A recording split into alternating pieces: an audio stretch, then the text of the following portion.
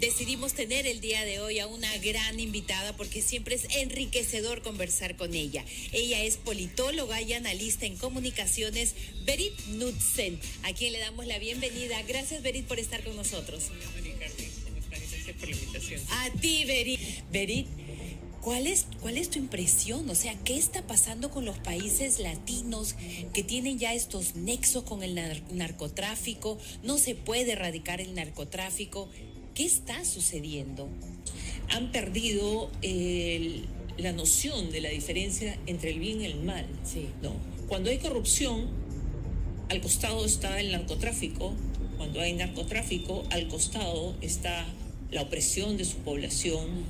Al costado está ir en contra de todo lo que es la democracia, soyuzgar a sus poblaciones, hacerles perder la dignidad, llevarlas a extremos de pobreza, que hay que mencionar lo que está pasando en Cuba en este momento. Es dramático porque la población no tiene leche, los niños no tienen leche y no tienen pan. Hay crisis porque no hay pan. El presidente Díaz-Canel ha salido a decir que no tiene pan. Pero ¿por qué no tienen pan? Y regresamos al tema que tú planteas. Corrupción, robo indiscriminado, narcotráfico y un egoísmo hacia la población que no tiene límites. Lamentablemente, y se vincula con el último estudio del Barómetro de las Américas, esta ausencia de democracia tiene por otro lado, o sea, o eres democrático o tienes una tendencia populista o autoritaria. Estos gobiernos autoritarios sienten que, vamos a decirlo en términos un poquito criollos, que los países y las personas que están en estos países son como si fueran su chakra, que pueden manejarlo como ellos quieren, a su antojo. Y el Perú ha vivido a Pedro Castillo y sabemos lo que significa que un presidente maneje el país como su chakra, beneficiando a su familia y a sus allegados, ¿no? Con una total falta de respeto hacia el ser humano. Entonces, este caso es uno de tantos. Pero, por ejemplo, en términos de democracia, hablemos, además de Cuba, podemos hablar de Venezuela.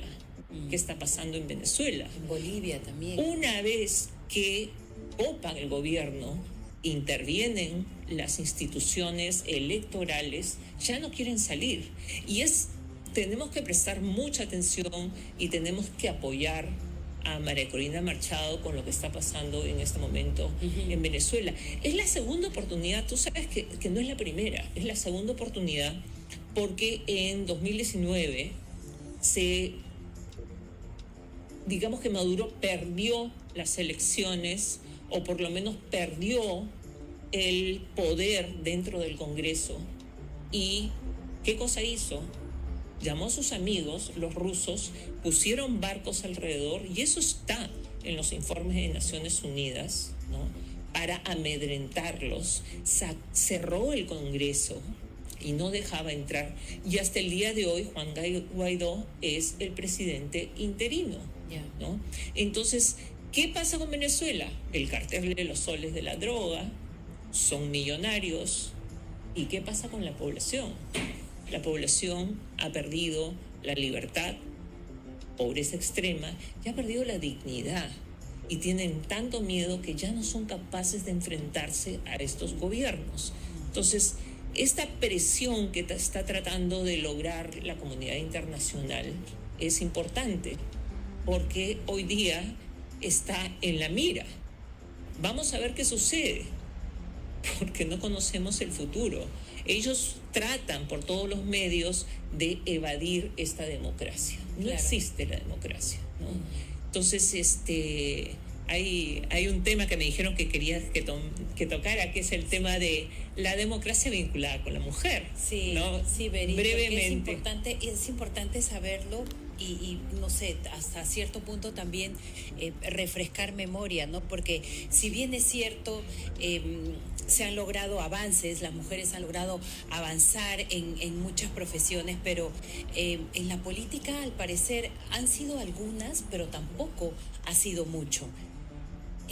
Pero antes de pasar a ello, yo quería preguntarte si con lo que has estado contándonos acerca de lo que sucede con estos hombres que llegan al poder y luego se enquistan y de ahí no hay manera de que los saquen, nosotros también tenemos que verlo como, no sé si decirle ejemplo, no creo que sea la palabra correcta, pero sería, por ejemplo, estar alertas a que esto ha sucedido en Cuba, Venezuela, bueno, Honduras con este expresidente, Bolivia también, ¿no? Nicaragua. Que no se escapa, Nicaragua, ni qué decir. Guatemala. Y que nosotros tengamos un personaje como Antauro Humala, nos llevaría a la misma ruta, ¿crees tú? Porque yo creo de que ustedes los expertos tienen como que ese olfato de que terminaríamos igual o peor, pero no porque nos inventemos o estemos viendo de lo que sucede en esos países, sino es de que ya tenemos a alguien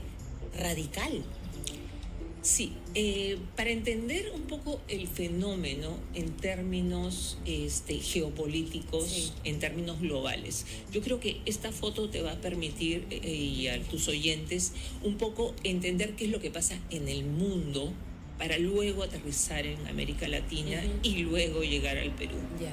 En el mundo, y lo dice el último Latinobarómetro de las Américas, habla de democracia versus autoritarismo. Y esos son dos polos que se presentan en el mundo. Tenemos los países que luchan por la democracia, a veces de una manera no tan democrática. Ojo, porque hay que entender que, por ejemplo, Estados Unidos ha sido acusado por muchas acciones antidemocráticas, Cierto. ¿no? Pero en ese bloque básicamente vamos a encontrar a Estados Unidos y vamos a encontrar a la Unión Europea y otros países más. Estos dos grupos representan el 40% del PBI del mundo. Y lo que marca, de alguna manera, la fuerza es el poder económico. Por el otro lado, tenemos que en la época de la Guerra Fría, la Unión Soviética podía luchar frontalmente, ¿no? Porque había una equidad. ¿Y qué es lo que daba esta equidad? Básicamente la guerra nuclear. Entonces, ellos tomaron la decisión de no llegar nunca a una guerra mundial, y esto es lo que convierte la guerra en una guerra fría, porque sabían que si se enfrentaban el mundo podía desaparecer. Ya. Y entonces nunca hubo un enfrentamiento. Pero hoy día las cosas han cambiado, son distintas, y tenemos, por ejemplo, el caso de los BRICS. Quienes están en los BRICS está Brasil, Rusia, India y China.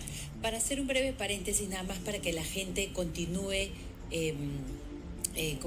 comprendiendo lo que nos estás diciendo.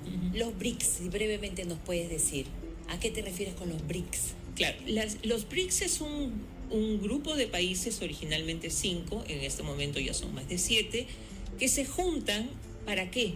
Para hacer frente a la hegemonía de los países democráticos. Digamos que para simplificar, para no confundir tanto tus oyentes, vamos a hablar de países democráticos, países que son dictaduras o autoritarios, y otros países que comulgan con eso, ¿no? Porque, por ejemplo, si hablamos de Brasil, Brasil no es una dictadura, pero comulga con las dictaduras, tan es así que en todas las reuniones invita a Maduro, que sí es un dictador. Entonces, no hay una censura contra la dictadura, y eso es peligroso. Pero afortunadamente las instituciones democráticas en Brasil no le permiten avanzar. Entonces, ahí vas viendo la importancia de la comunidad internacional, de la sociedad civil y de la estructura de cada uno de los países que sirve de muro de contención. A nosotros, las instituciones democráticas peruanas nos permitieran que votáramos a Pedro Castillo. Él se disparó los pies, sí, pero las instituciones democráticas funcionaron. Entonces, en este bloque del que estamos hablando, sí, ¿no? Tenemos India no es una dictadura, pero de alguna manera comulga. Entonces, ¿qué pasa? Estados Unidos tiene 25% del PBI del mundo, 15% lo tiene la Unión Europea, ya vamos en 40%. Pero estos 5 países sumados hacen el PBI de Estados Unidos, porque al final son enfrentamientos también económicos. No podemos quitarle la parte económica. Entonces, ¿cuáles son las dos grandes potencias que luchan? Tenemos por un lado Estados Unidos y por el otro lado China, que hace el 17% del PBI del mundo. Pero solo no puedo. Entonces comienza a buscar aliados. ¿China qué cosa es? Una dictadura capitalista, pero es una dictadura. ¿Quién es su enemigo? Estados Unidos. ¿A quién más tenemos? Tenemos a Rusia. Rusia es una democracia autoritaria. ¿Quién es su enemigo? Estados Unidos. Se unen. En el eje dentro de los estudios de inteligencia del mundo está el eje, otra vez, China, Rusia, Irán. ¿Qué tiene que ver? Imagínate estos 3 países, ¿qué tienen que ver? No se parecen, no son ni prójimos. Cierto. Tenemos un Putin que intenta ser un zar, ¿no? China, que es imperialista, y Irán, que es un gobierno religioso, es una teocracia, de alguna manera. Entonces, ¿por qué se unen? Para luchar contra los Estados Unidos. ¿Y Estados Unidos qué busca?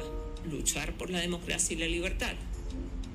No siempre utilizando herramientas democráticas. Cierto. Ojo, acá no se trata de decir que es perfecto. Estados Unidos está muy lejos de ser perfecto, pero al final defiende lo que nosotros defendemos. Entonces, hay otro concepto muy facilito que se los doy, ¿no? Que existe la guerra y la paz, pero siempre hay matices. Y ese matiz se llama la zona gris. La zona gris. Sí, y es un concepto bien interesante porque en esta zona gris no estás en guerra, no estás en paz, hay conflictos, pero aún no hay enfrentamientos. Entonces, ¿quiénes han cruzado la frontera de la zona gris? Rusia con su enfrentamiento Ucrania. Ucrania, cierto. Irán, que es un estado patrocinador del terrorismo, que avala a Hezbollah en Siria, avala a Hamas en Palestina, avala a los hutíes, ¿no? Y no sé si te has enterado de las noticias, pero el coronel sí, en Anuamán, sí, claro. No, el coronel Anuamán en el Perú, especialista en terrorismo, acaba de apresar a un grupo terrorista que estaba planeando un atentado vinculado con Irán, un atentado durante la PEC y contra el gobierno, la embajada de Israel. ¿Es la detención que acaban de hacer ahora que le han puesto como un supuesto iraní? Sí. Es el de ahora mismo. Ayer, la noticia es de ayer. Sí, y sabes, Berit, yo te decía porque Rusia, porque se me vino a la mente que mataron también a Navalny. En Rusia a Navalny. A Navalny, sí. Pero si te fijas, Navalny, finalmente estamos hablando de una supuesta democracia con un país autoritario, donde los competidores electorales son eliminados. Lo mismo está tratando de hacer, afortunadamente no hay muertes, pero sí hay presos políticos en Venezuela. Y hablando del Día de la Mujer, tenemos a María Corina Machado, también, que le está haciendo frente y no sabe qué hacer Maduro para eliminarlo. Pero regresando un poco a esta zona gris de la que están saliendo, sí, ¿no? En esta zona gris, digamos que Rusia ya cruzó la frontera, Irán ya cruzó la frontera con una guerra proxy, ¿no? Que es esas guerras a distancia, sí, donde quien genera la guerra no interviene directamente, sino interviene en sus satélites. Pero si piensas, China tiene amenazado a Taiwán. Es cierto. Y Corea del Norte también tiene amenazado, ya ha habido algunas incursiones contra Corea del Sur.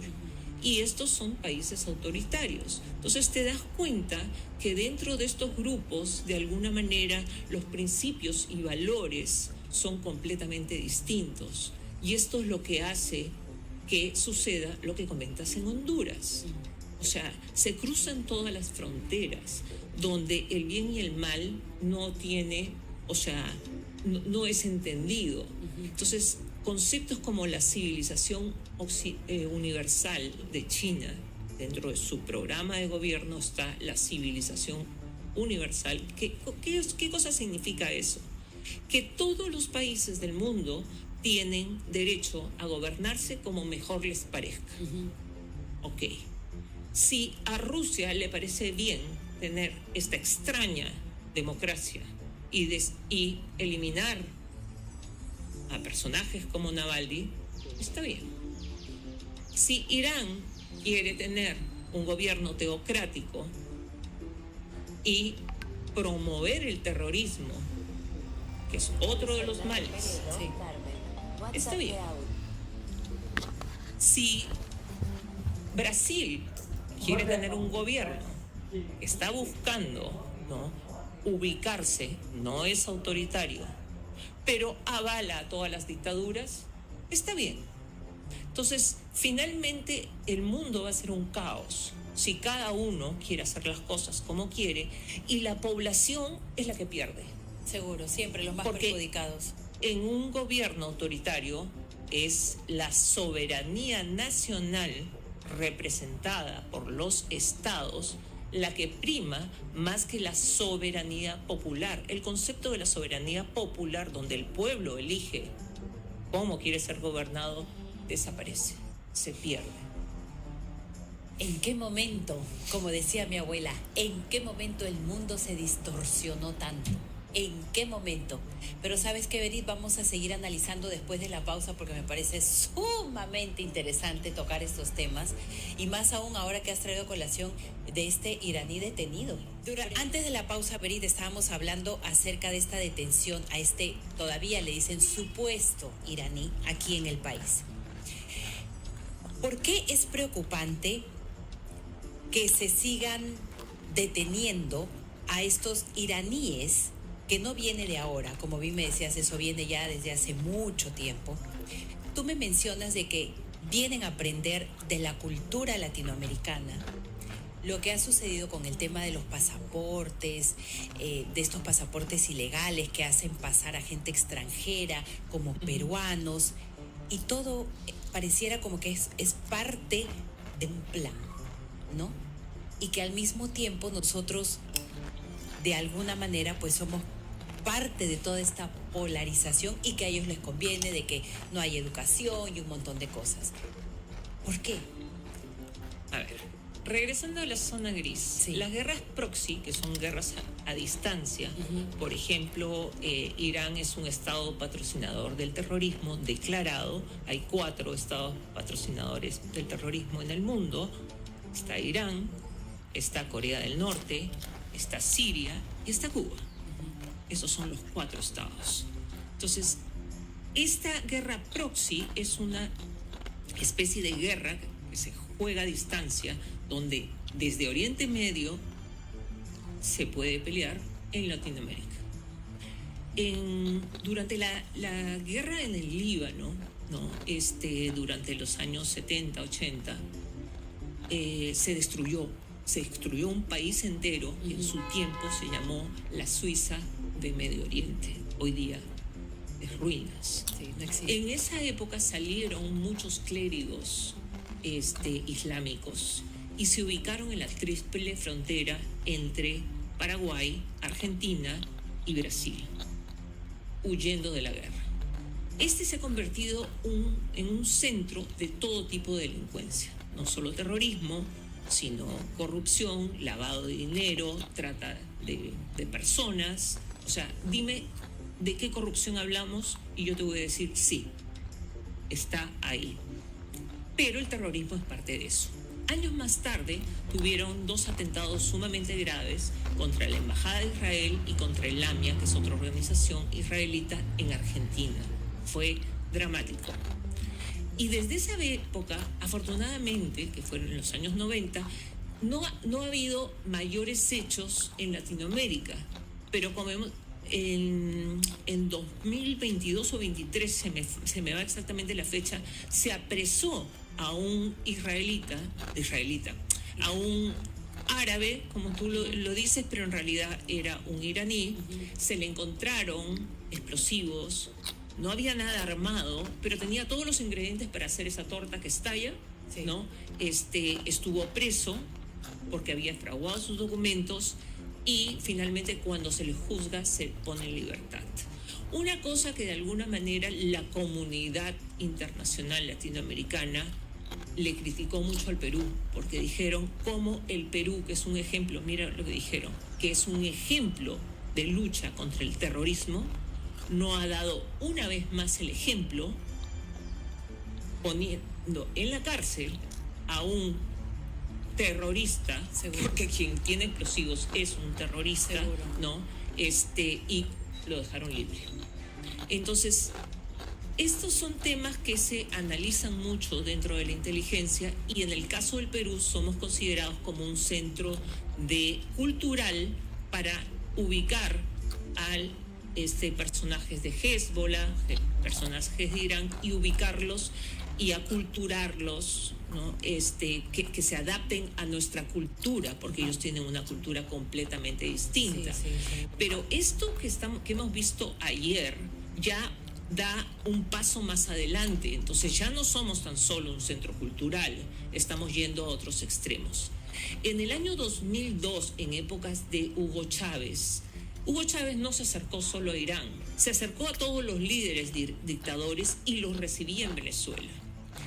Y les dio tantas facilidades que hoy por hoy la isla Margarita es uno de los centros más importantes de Irán. Tiempo después tenemos la gran relación que hay entre Irán y Cuba, y el último país que entra dentro de esta esfera es Bolivia, que le vende minerales para hacer, que son los insumos para muchas veces hacer bombas atómicas, porque Irán tiene capacidad nuclear. Entonces es sumamente peligroso cómo van avanzando. Entonces, ¿quiénes lo avalan? Otra vez estamos entre la democracia y el autoritarismo. Son los países autoritarios que se van avalando unos a otros, y eso es parte, ¿no?, de en la zona gris tú buscas amigos, buscas países satélites, claro, para que te apoyen en tus objetivos, así como desarrollas estas guerras proxies. Pero otro tema muy importante es el manejo de la información y el manejo de las redes sociales. ¿Por qué? Porque lo que están buscando es que el mundo esté polarizado en este blanco y negro, sin entender que existe una zona gris, y enfrentan a la población civil por cualquier motivo, porque soy libertario, liberal, conservador, contra, ¿no?, lo que llaman el comunismo o lo que llaman el socialismo, que al final yo prefiero llamarle autoritarismo, o una tendencia a el autoritarismo. Entonces,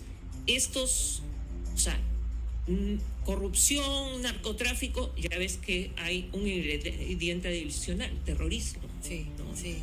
Entonces, la gente, si no comienza a pensar en principios, en valores y democracia, que es de lo que vinimos a hablar, pero todo está relacionado, no vamos a poder solucionar estos problemas.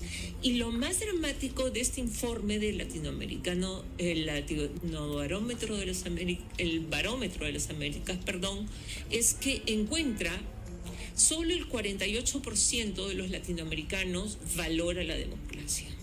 Solamente el 48%. 48% quiere decir que más de la mitad Sí. de los latinoamericanos no les parece importante.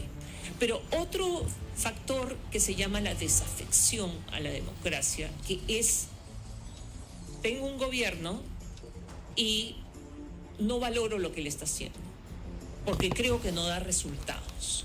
Entonces, eso se llama la desafección. Son gente que le parece que la democracia no funciona porque sus gobiernos no saben gobernar. Entonces, esto trae como resultado alternancias y pasas de un gobierno de derecha a uno de izquierda. ¿Por qué? Porque la población quiere que resuelva sus problemas, no quiere más. O sea, no quiere salir de la pobreza, quiere tener oportunidades. Pero existe algo que se llama el capital democrático, ¿no? Y este capital democrático está dado por, o sea, respeto ante la ley, igualdad ante la ley, igualdad de oportunidades, balance de poderes, todo eso es el capital democrático. Y Latinoamérica ha entrado en una fase que la sacan un poco el término de la economía, recesión democrática. Sí. ¿Qué significa la recesión democrática? Igual, en economía, si tú tienes 3 meses consecutivos donde los indicadores económicos caen, entraste en recesión. Sí. En el caso de la democracia, la recesión democrática, podríamos hacer un equivalente cuando 3 años consecutivos los indicadores van cayendo, y los indicadores en Latinoamérica caen hace muchísimo tiempo. Y la desafección, y con esto termino, es de 67%. ¿Y cómo se presta? Es que es como si fuéramos una tierra de cultivo, ¿no? Para todo esto que se viene dando, porque claro, los más perjudicados sigue siendo la gente del pueblo, ¿no? O sea, todos los ciudadanos somos los perjudicados. Y con todo esto que nos cuentas, Berit, pareciera de que ya no existen izquierdas, ya no existen derechas. Bien lo dices, todo está demasiado polarizado y obviamente vienen grupos como de Irán, ¿verdad?, que aprovechan justamente esa ausencia, esa necesidad, ese clamor de la gente de, ok, si no me dan ningún resultado, pues entonces, ¿qué hacemos? ¿No? El gobierno que no se presta tampoco como para dar un apoyo o ser firmes o hacer respetar la soberanía del país. O sea, estamos a la deriva, prácticamente.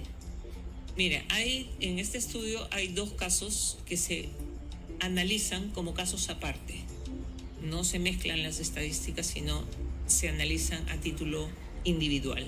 Uno es el caso de Nayib Bukele con El Salvador. Sí. ¿Por qué? Porque muchas, y es un porcentaje muy grande, 35% más o menos, no recuerdo la cifra exacta, de los latinoamericanos están de acuerdo con aceptar un gobierno autoritario siempre y cuando solucione sus problemas. Claro, como lo que está pasando en El Salvador. Entonces, ese es el populismo. Entonces, ¿qué hacen estos gobiernos? Cambian las reglas de juego, y dentro del estudio Fujimori está considerado como un dictador, porque cambió las reglas de juego y se fue en contra de las reglas democráticas para tener una tercera reelección. O sea, nuestro querido Alberto Fujimori debió ser presidente por 5 años, porque hasta el segundo gobierno ya le salió medio torcido, y el tercero ya fue la debacle, sí, y le hizo mucho daño al Perú, pero le hizo mucho bien en el primer gobierno, las cosas por su nombre. Entonces Nayib Bukele está en una situación parecida, le hace mucho bien, quiere repetirlo, pero contra las reglas constitucionales de su país, por lo tanto ese es el problema. Pero acá hay una variable que a mí me preocupa sobremanera, porque son los jóvenes los que menos valoran la democracia, y son los jóvenes los que están más dispuestos a aceptar un gobierno autoritario. Y a mí me lleva ese resultado a pensar que, si tú te fijas, la educación cívica es algo que se ha dejado de lado. Sí, aquí en Perú, claro. En Perú y en Latinoamérica. Estamos viendo que en Latinoamérica. Ya. Entonces, estos chicos no saben lo que es la democracia, no valoran la democracia porque ni siquiera saben qué es, y las redes sociales se encargan de confundirlos diciendo que cualquier cosa puede ser democracia porque Rusia resulta que tiene una democracia dirigida, China tiene una democracia dirigida y ellos creen que van a inventar la verdadera democracia. Claro, como que las redes aportan a que esto se acentúe más. Entonces lo que sucedió en Argentina, porque muchos de los jóvenes fueron los que votaron por Milei, ¿no? Buscando de repente algo, ¿no? Alguna respuesta, Bueno, pero... Ese es un tema bien particular porque Argentina es uno de los países que más apoya la democracia. Como te decía, 48% de latinoamericanos apoyan la democracia, el resto no, 52%. Perú, 50% apoya la democracia. En Argentina, 65% de la población apoya la democracia. Es uno de los países que más apoya la democracia. El caso de Milei, si te fijas, es un gobierno democrático. No conozco el futuro. Déjalo que termine su periodo. ¿Qué pasará? No lo sé. Las reglas argentinas creo que sí te permiten una reelección, lo que no pasaba en El Salvador, pero es un caso distinto, Y por otro lado, uno de los países que menos aceptan un gobierno autoritario es Argentina. Ya. Ellos han tenido gobiernos militares Claro. autoritarios, ellos han tenido dictaduras, igual que el Perú, que hemos tenido dictaduras, pero ya nos olvidamos. O sea, tuvimos la dictadura de Velasco, pero ya nos olvidamos. ¿Tú crees que esa es la gran diferencia entre los otros países de la región también, de Sudamérica? Que nosotros tenemos una memoria muy, muy, muy cortita, olvidadiza, Muy frágil. o también pasa con otros países, o como es en Chile, por ejemplo. También sucede lo mismo, porque mira, ahora tienen a Boric, pero también tuvieron a un Pinochet. Es distinto, ¿por qué? Porque si tú analizas la historia de Argentina, durante épocas cercanas a la fin de la Segunda Guerra Mundial, con el apoyo de Inglaterra, ellos llegan a ser una potencia mundial y es la aparición básicamente de Perón, que es el mismo partido de los Kirchner, Sí. Que le llaman el Partido Justicialista, pero finalmente lo mismo, el que trae una nueva forma de gobierno más autoritaria. Y a partir de ese momento, todos los indicadores de Argentina, de ser una potencia, van cayendo Sí. hasta el punto dramático al que han llegado. Ellos están tocando fondo. Sí. Entonces, el caso, como te digo, de Argentina, en ese sentido, es completamente distinto. No se puede... O sea, esto de sacar promedios es interesante para tener una visión general, pero cada país es un mundo, ¿no? Entonces, ¿cuántos países? Además, eso es impresionante, te enseñaba, o sea, hay 19 gobernantes que han sido acusados 22 gobernantes que han sido acusados por corrupción. ¿En Latinoamérica o en el mundo? En Latinoamérica. En Latinoamérica. En los últimos 20 años. No estamos hablando No mucho. de toda una historia. Sí, no ¿no? mucho. Entonces, el otro tema muy, muy grave es la alternancia, donde somos los genios de la alternancia. ¿Qué quiere decir? Cuando tú tienes un gobierno con tendencia de derecha y no funciona, inmediatamente Pasas te a la vas izquierda. a lo contrario. No me funcionó, vamos a probar una cosa distinta y de esta manera. Pero hay otra alternancia que se refiere a la cantidad de gobiernos que no llegan al final, y son 19 presidentes en Latinoamérica en 20 años que no han terminado su gobierno. Como nos sucedió a nosotros. Nosotros somos los genios. Somos expertos Sí, en eso. pero por ejemplo, el caso de Ecuador, muy Sí. recientemente, ¿no?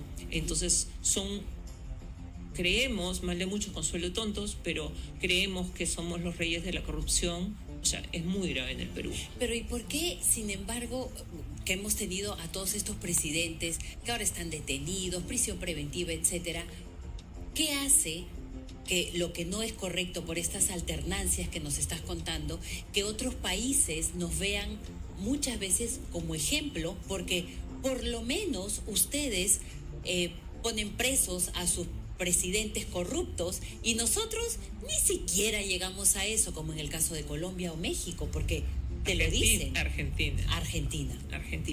Claro, lo que sucede es que el Perú tiene, claro, todos los presidentes, incluso algunos no tan vivos, han estado en la cárcel o han estado acusados con casi prisión preventiva. Son como 7, caso aparte el Perú, nadie tiene tantos, ¿no? Sí tenemos el mayor número de presidentes acusados por corrupción, pero esto no quiere decir que los presidentes no sean corruptos. No, claro. Entonces, eso es lo que de alguna manera se ve. Yo creo que la corrupción está en todos los países. Y si nos ponemos a pensar, el caso de Odebrecht, y se cita en este estudio, es la prueba palpable de que ese cáncer estuvo en toda Latinoamérica porque todos los presidentes recibían dinero. Y ahí no se liberan. Pero no te olvides que Odebrecht es una empresa exitosa brasilera, era una gran constructora, que de repente, digamos que le quebraron la mano y se convierte en otra cosa. Entonces, ahí hay mucha habilidad, ¿no? Porque no agarraron cualquier constructora, era una constructora de trayectoria grande y de prestigio. Pero ¿cuándo comienza el caso Odebrecht? En el primer año de gobierno de Lula da Silva. ¿Y cómo termina Lula da Silva su anterior gobierno? Entra Dina Rousseff, una presidenta más destituida, y termina en la cárcel Lula. Pero por supuesto, claro, acá están los grandes abogados, algunos que compartió con Pedro Castillo, sí, ¿no? Que lo liberan. Hay gente que me ha criticado, yo sigo diciendo que lo liberan por un tecnicismo, porque es una persona que era culpable. O sea, no hay cuento. Comienza con él, termina con Dilma Rousseff, que era de su partido político, y me van a decir que Lula da Silva no tenía ninguna relación. Entonces, una vez más, ¿no? ¿Es una dictadura la de Brasil? No. Pero a Lula da Silva le encantan las dictaduras. Yeah. Y se siente muy cómoda en ese entorno. Qué interesante todo esto. Es increíble cómo uno realmente tiene que entender la historia, lo que sucede en otros países, como para poder entender lo que sucede también en el nuestro. Porque si no, pues, estamos, como te dije hace un momento, a la deriva, sin entender. Solamente compras lo que te dicen, ya está, esto es así. Y nadie es dueño de la verdad. No, o sea, hay un tema importantísimo complejo ahí. La democracia no es perfecta, ¿no? Pero es el mejor sistema que existe hasta ahora. Y la democracia ha ido evolucionando desde la época de los griegos hasta la fecha. Y tenemos que hacer que siga evolucionando. O sea, pero lo importante es saber qué cosa es la democracia. Y la decisión ya no es entre izquierdas y derechas. ¿Queremos democracia o queremos autoritarismo? Tomen ustedes las decisiones, pero sí, aquellos que están abogando hoy día, estos progresistas, estos de cualquier facción, sí, que estén abogando, ¿no?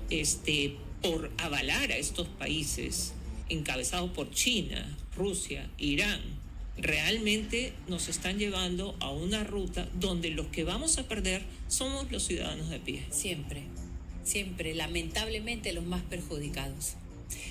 Mi querida Berit, muchísimas gracias. De verdad, yo tomo tu presencia este día como un regalo, sinceramente, porque es muy interesante poder entenderlo, poder entender cómo estas mentes muchas veces maquiavélicas funcionan y todo es como que parte de un plan. Y nosotros, para poder romper todo este tema de ser parte de una polarización, es informarnos, educarnos, leer principios, valores, moral. Es lo único que nos puede sacar hacia adelante. Sí, bueno, recordaremos pues a Eleanor Roosevelt, que es la primera mujer que en Naciones Unidas lucha por la democracia en nombre de las mujeres.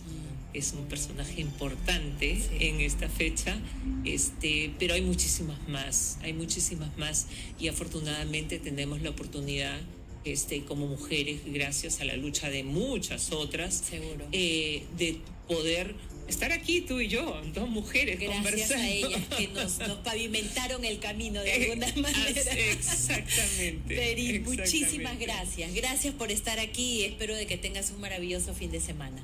De igual manera, gracias. Gracias. Berit Knudsen, señores, politóloga y analista en comunicaciones.